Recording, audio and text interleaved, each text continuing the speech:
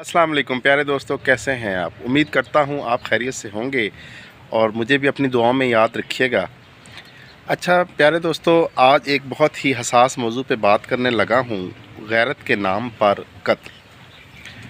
तो मुझे एक बात की समझ नहीं आती कि गैरत के नाम पर लोग कत्ल तो कर देते हैं, लेकिन कत्ल करने वाले कभी अपनी तरबियत पर भी सवाल नहीं उठाते कि अगर बच्चा है या बच्ची है, उसने कोई गलत कदम उठाया है तो भाई आप भी तो उसके ज़िम्मेदार हो। आपने अपने बच्चों को कितना टाइम दिया, आपने अपने बच्चों की परवरिश के लिए क्या किया।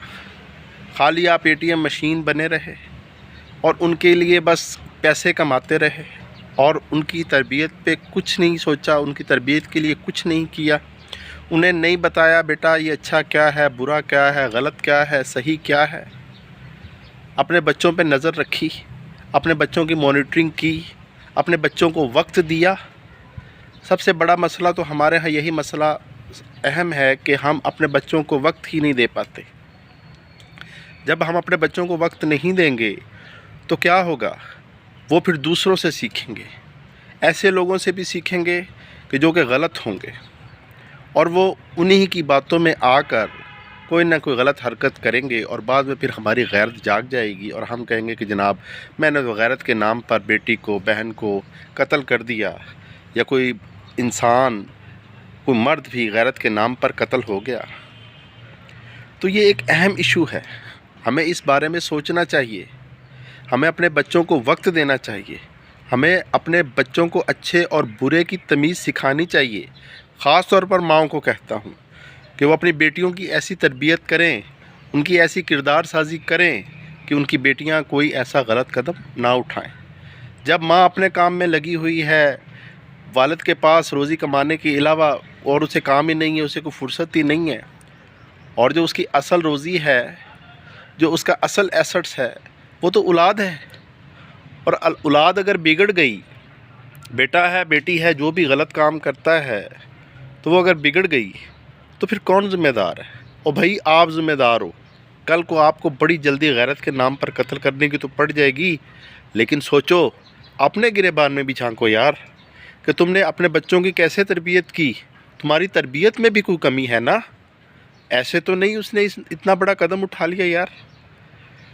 और दूसरी बात, ये जो मोबाइल है, सबसे ज़्यादा आजकल फसाद की जड़ बनी हुई है, ये मोबाइल है।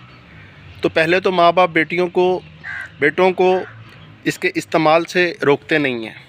वो जब क्या कर रहे हैं, कहाँ लगे हुए हैं, कोई नहीं रोकता उन्हें।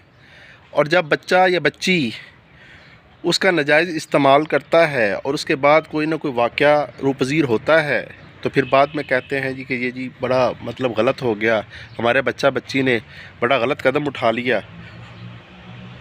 तो दूसरा है कि माँओं को चाहिए बेटों की भी तरबियत करें, बेटों को भी समझाएं। ये नहीं है कि सारा इल्ज़ाम ही आप औरत पे लगाते जाओ और यही कहते रहो कि नहीं जी औरत गलत है। औरत गलत नहीं होती, सबसे पहले मर्द गलत होता है। हमारे बेटों की भी तरबियत होनी चाहिए, उन्हें भी इस बात का पता होना चाहिए कि यार दूसरों की माँ, बहन, बेटी, बीवी को छेड़ने से पहले ये सोच ले वो भी एक घर में माँ रखता है, बहन रखता है, तो ऐसे गलत काम ना करें। और ये कौन समझाएगा, माएँ समझाएंगी, माएँ तरबियत करेंगी बेटों की, कोई नहीं करेगा बाहर से आकर। आपकी औलाद है, वो अच्छी बनेगी या बुरी बनेगी, इसका फ़ैसला आपने करना है, आपकी तरबियत ने करना है। तो खुदा के लिए बेटियों को नाहक कत्ल ना करें, ठीक है। और अगर कत्ल करना भी हो ना, तो सबसे पहले अपने आप को कत्ल करें कि आपकी तरबियत ने ये गुल खिलाया है, आपने बच्चों को नहीं टाइम दिया, आपने उनकी परवरिश पे पैसे नहीं लगाए, उनकी तरबियत पे पैसे नहीं लगाए।